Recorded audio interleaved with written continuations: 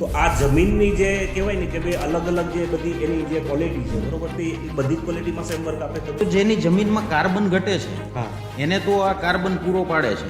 બીજું કે સોઇલનું પીએચ, જે ક્ષારી જમીન છે કે એસિડિક છે કે આલ્કલાઇન છે, તો એને પણ બેલેન્સ કરે છે. કે ઓર્ગેનિક શું કામ એમ, તો એવી એક માનસિકતા બંધાઈ ગઈ છે લોકોની અંદર કે ઓર્ગેનિક વસ્તુ એક કહેવાય ને કે બહુ લાંબા ગાળે પરિણામ આપે છે. પરફેક્ટ પદ્ધતિથી બનેલી કોઈ પણ ઓર્ગેનિક વસ્તુ રિઝલ્ટ આપે જ અને પહેલા જ વર્ષે આપે. હા, એટલે આ એક બહુ મોટું મિથ છે. તો આ પ્રોડક્ટની પ્રોસેસ કઈ રીતે હોય છે, કેવી રીતે બને છે?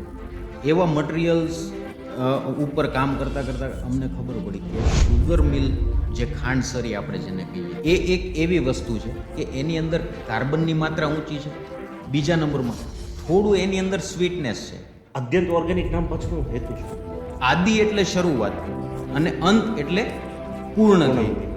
એટલે આપણે એક એવી સિસ્ટમ બનાવવા માંગતા હતા. જે ખેતી માટે જે પ્રોત્સાહિત છે તેવા યુવાનો તમે શું સમજો? તો આ કમાવાની ભાગદોડમાં જે વસ્તુ અતિ મહત્વની છે ને આપણને જે ફ્રીમાં મળે છે તેને આપણે કદાચ યાદ પણ નથી કરતા હા કે એના પ્રત્યે આપણે આભાર પણ પ્રકટ નથી કરતા. નથી કરતા.